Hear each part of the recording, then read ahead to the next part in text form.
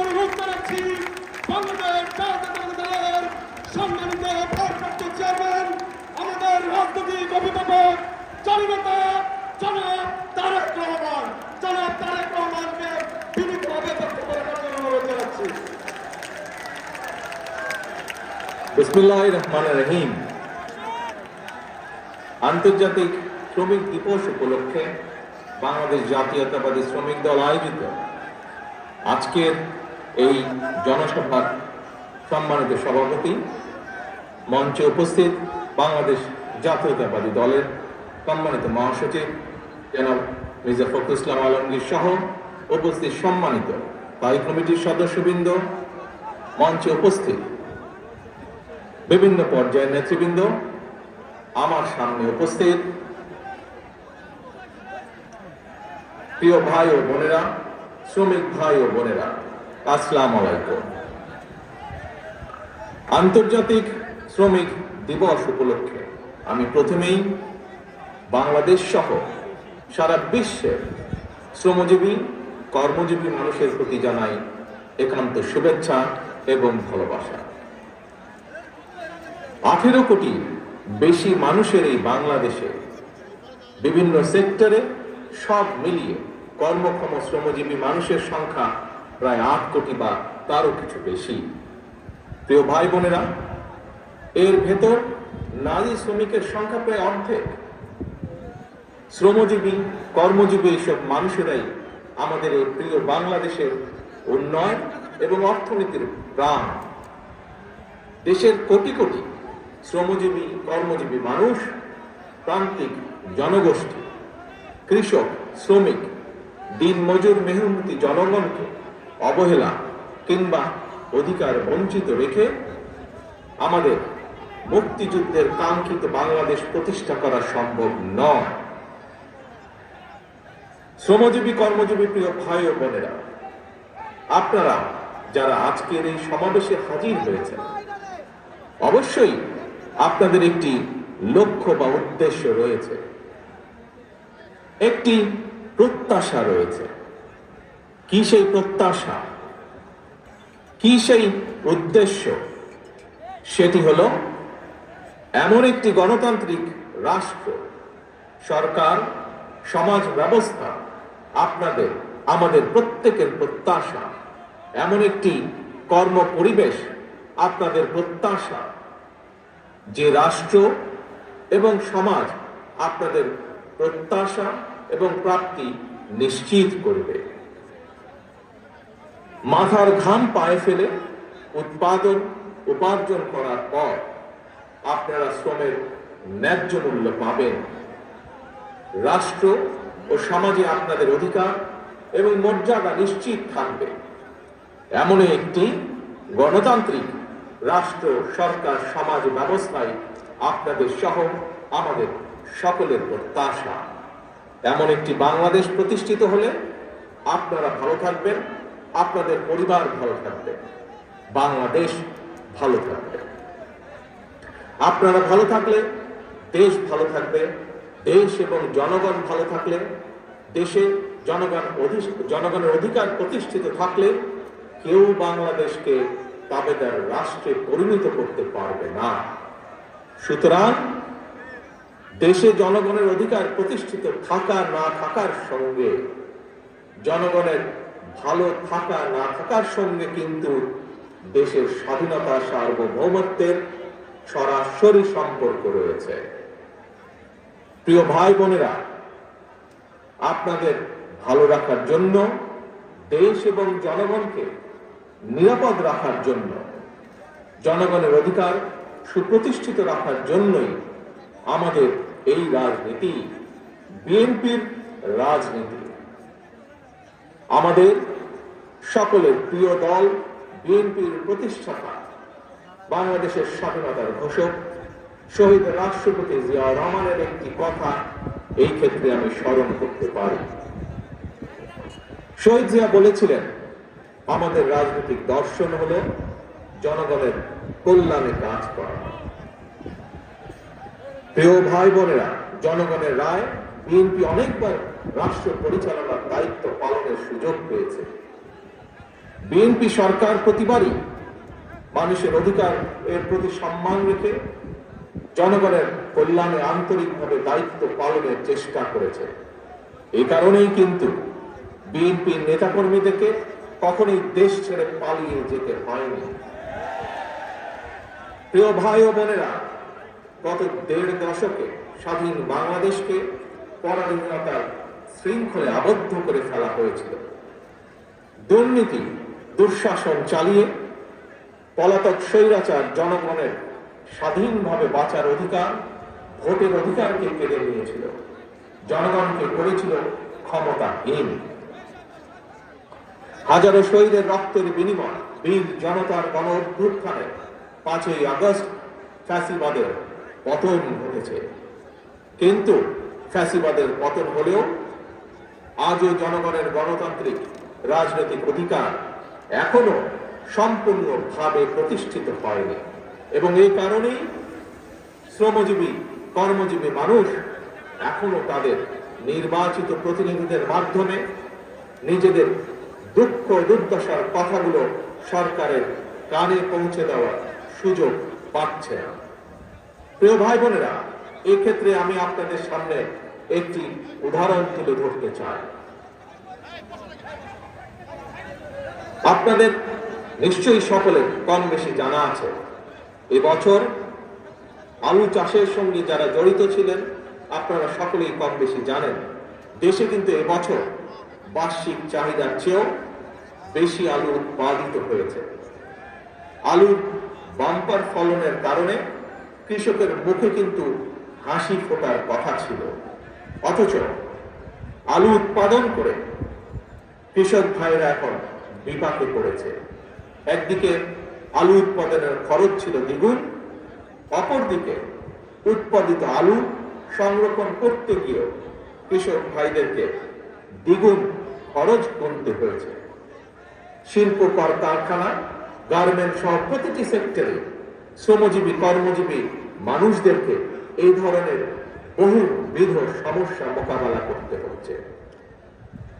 আরো একটি বিষয় আপনাদের সামনে আমি উল্লেখ করতে চাই, সেটি হলো ফ্যাসিবাদী শাসনের অবসান হওয়ার পর এবছর রমজান মাসে নিত্য প্রয়োজনীয় দ্রব্যমূল্য তুলনামূলকভাবে সহনীয় ছিল। এজন্য আমরা আমাদের দল এবং জনগণের পক্ষ থেকে অন্তর্বর্তীকালীন সরকারকে ধন্যবাদ জানাই। কিন্তু প্রিয় ভাই বোনেরা, রমজান শেষ হওয়ার সাথে সাথে পুনরায় চাল তেলের দাম বাড়িয়ে দেওয়া হয়েছে। চাল তেলের দাম বেড়েছে, কিন্তু মানুষের আয় রোজগার কিন্তু বাড়েনি। তাহলে জনগণ এখন তাদের এমন ভোগান্তির কথা তার কাছে কোথায়, কিভাবে বলবে? প্রিয় কৃষক, শ্রমিক ভাই ও বোনেরা, দেশে এখন প্রতিনিয়ত সংস্কার নিয়ে শোরগোল চলছে। গণমাধ্যমের খবর কিংবা টিভির টক শো সবখানে সংস্কার নিয়ে আলোচনা। কিন্তু সংস্কারের যে এই এত কর্মযজ্ঞ চলছে, এই কর্মযজ্ঞে দেশের শ্রমজীবী মানুষের কণ্ঠস্বর কোথায়? কৃষক শ্রমিকরা তো গ্রামীণ অর্থনীতির মূল চালিকা শক্তি। তাহলে তারা কোথায়, কার কাছে, কিভাবে তাদের সমস্যা সম্ভাবনার চিত্র তুলে ধরবে? কে তাদের প্রতিনিধি? রাজনৈতিক দলের প্রতিনিধি হিসাবে আমরা মনে করি প্রান্তিক জনগোষ্ঠীর দুঃখ দুর্দশার সমস্যা সম্ভাবনার কথাগুলো যাতে রাষ্ট্র এবং সরকারের কানে পৌঁছে, এই জন্য জনগণের প্রত্যক্ষ ভোটে নির্বাচিত জনপ্রতিনিধি, নির্বাচিত জাতীয় সংসদ এবং নির্বাচিত সরকার প্রয়োজন। কারণ জনগণের প্রত্যক্ষ ভোটে নির্বাচিত প্রতিনিধি, নির্বাচিত সরকার অবশ্যই জনগণের কথা শুনতে বাধ্য। প্রিয় ভাই বোনেরা, জনগণের কাছে জবাবদিহিমূলক সরকার প্রতিষ্ঠার জন্য রাষ্ট্র, রাজনীতি এবং সরকারের সংস্কারের জন্য বাংলাদেশের পক্ষের রাজনৈতিক দলগুলোর সঙ্গে আলোচনা করে 2023 সালে বিএনপি 31 দফা সংস্কার কর্মসূচি ঘোষণা করেছিল। সংস্কার কর্মসূচি নিয়ে বর্তমানে বিএনপি সারা দেশে জনগণের বিভিন্ন শ্রেণী পেশা জনগণের সঙ্গে সংলাপ করে চলেছে। পাশাপাশি সংস্কার কর্মসূচি বাস্তবায়নে বিএনপি অন্তর্বর্তীকালীন সরকারের সাথেও আলোচনা করছে। কারণ রাষ্ট্র রাজনীতির গুণগত পরিবর্তনের জন্য যেমন সংস্কার প্রয়োজন, একইভাবে জনগণের রাজনৈতিক ক্ষমতা নিশ্চিত করার জন্য, জনগণের ভোটের অধিকার প্রতিষ্ঠার জন্য প্রয়োজন নির্বাচন। বিএনপি মনে করে সরকার এবং নির্বাচন উভয়টি প্রয়োজন। অন্তর্বর্তীকালীন সরকারের প্রতি আহ্বান, আপনারা একটু সতর্ক থাকবেন। অন্তর্বর্তীকালীন সরকারের একটি অংশ সংস্কার এবং নির্বাচনকে মুখোমুখি দাঁড় করিয়ে ফ্যাসিবাদ বিরোধী রাজনৈতিক দলগুলোর মধ্যে সুপরিকল্পিতভাবে বিরোধ উস্কে দিতে চায়। গণতান্ত্রিকামী জনগণের মনে এই ধরনের বিশ্বাস জন্ম দিতে শুরু করেছে। তাদের কাছে আমাদের আহ্বান, স্বল্প মেয়াদী এবং দীর্ঘমেয়াদী সংস্কার প্রস্তাবনা প্রণয়ন করুন। কোন রাজনৈতিক দলের আপত্তি নেই, তবে পাশাপাশি প্রয়োজনীয় সংস্কার সম্পন্ন করে আইন শৃঙ্খলা বাহিনী, বিচার বিভাগ এবং নির্বাচন কমিশনকে প্রস্তুত করুন। সুনির্দিষ্টভাবে আগামী জাতীয় নির্বাচনের রূপরেখা ঘোষণা করুন। অন্তর্বর্তীকালীন সরকারের কর্মপরিকল্পনা পথনকশা গণতান্ত্রিকামী জনগণের সামনে সুস্পষ্ট থাকলে জনমনে সন্দেহ সংশয় কেটে যাবে। প্রিয় দেশবাসী, ফ্যাসিবাদ মুক্ত বাংলাদেশে জনগণের ভোটে জনগণের কাছে জবাবদিহিমূলক সরকার প্রতিষ্ঠার জন্যই বিএনপি সহ বাংলাদেশের গণতান্ত্রিক রাজনৈতিক দলগুলো অন্তর্বর্তীকালীন সরকারকে নিঃশর্ত সমর্থন দেওয়া অব্যাহত রেখেছে। তবে গণতান্ত্রিকামী জনগণ মনে করে অন্তর্বর্তীকালীন সরকারের প্রতি অনির্দিষ্টকালের জন্য সমর্থন অব্যাহত রাখা যৌক্তিক নয়। পলাতক স্বৈরাচার দেশে আর যেন মাথাচাড়া দিয়ে ওঠার সুযোগ না পায়, এজন্যই জনগণের কাছে জবাবদিহিমূলক সরকার প্রতিষ্ঠা অত্যন্ত জরুরি। ফ্যাসিস্ট কিংবা স্বৈরাচার হওয়ার মন্ত্র দেশের সংবিধান কিংবা দেশের আইনে লেখা থাকে না, বরং সংবিধান বা আইন না মানার কারণে ফ্যাসিবাদের জন্ম হয়। একজন ব্যক্তি বা গোষ্ঠী যখন থেকে নিজেকে কিংবা নিজেদেরকে একমাত্র অনিবার্য অপরিহার্য মনে করে, জনগণের উপর একক সিদ্ধান্ত চাপিয়ে দিতে শুরু করে, তখন থেকেই ফ্যাসিবাদের যাত্রা শুরু হয়।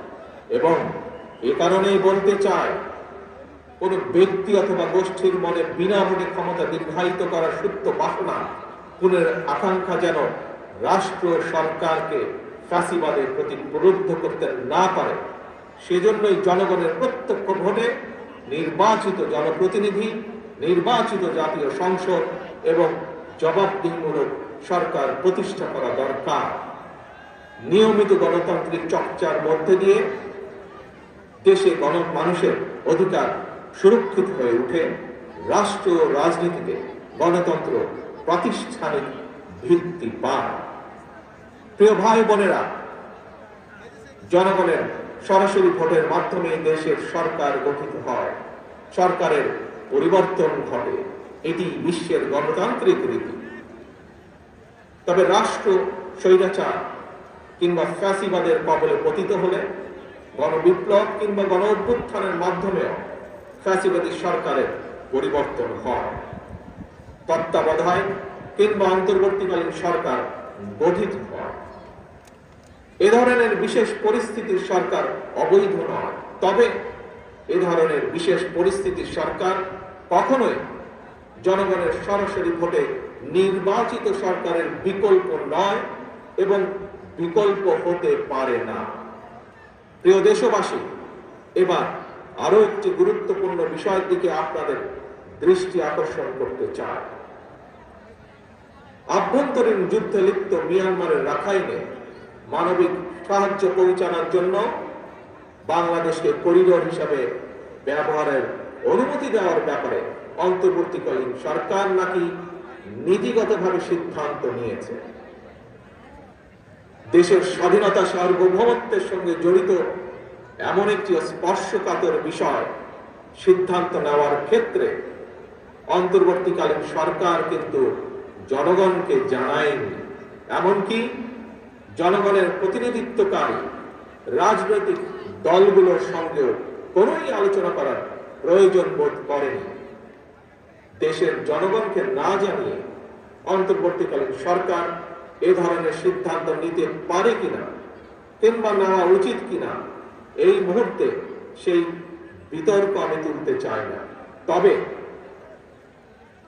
দেশের স্বাধীনতা প্রিয় জনগণের কে মনে করে করিডোর, স্বাধীনতা প্রিয় জনগণ মনে করে করিডোর দেওয়া না দেওয়ার বিষয় সিদ্ধান্ত আসতে হবে জনগণের কাছ থেকে।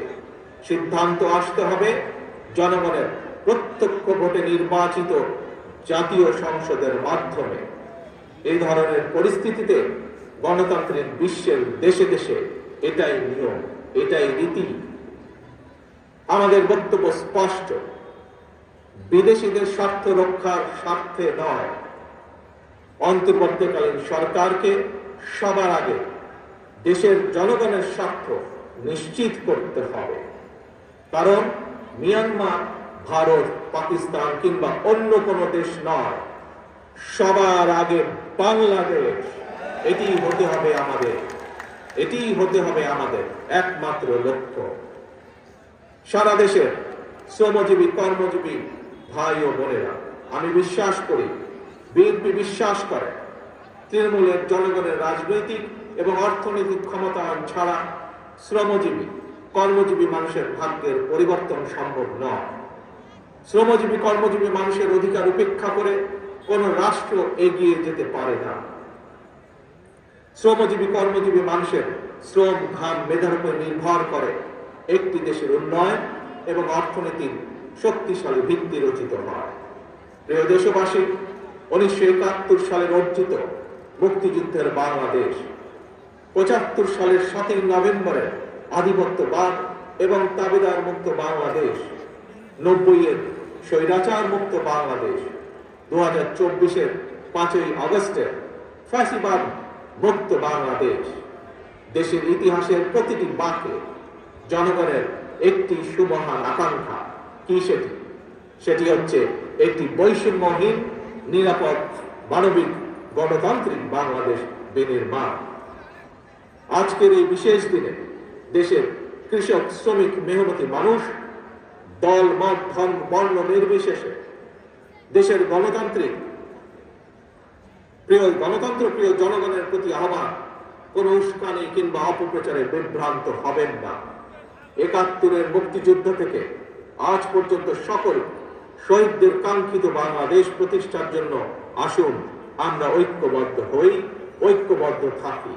কারণ অনৈক্য সুযোগ নিয়ে পরাজিত পলাতক অপশক্তি যাতে আর পুনর্বাসিত হবার সুযোগ না পায়, এই ব্যাপারে সতর্ক এবং সজাগ থাকার আহ্বান জানিয়ে কৃষক, শ্রমিক, মেহনতি মানুষ, গণতান্ত্রিক কামী জনগণের সাফল্য কামনা করে আমার বক্তব্য শেষ করছি। আল্লাহ হাফেজ। বাংলাদেশ জিন্দাবাদ। বাংলাদেশ জাতীয়তাবাদী দল জিন্দাবাদ।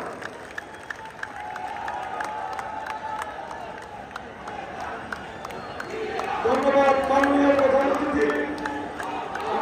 আপনার বক্তব্যকে ধারণ করে বাংলাদেশ জাতীয়তাবাদী শ্রমিক দলের প্রত্যেকটি নেতাকে বিপদ চলবে। জাতীয়তাবাদী শ্রমিক দলের আগামীকাল 46তম প্রতিষ্ঠা বার্ষিকী।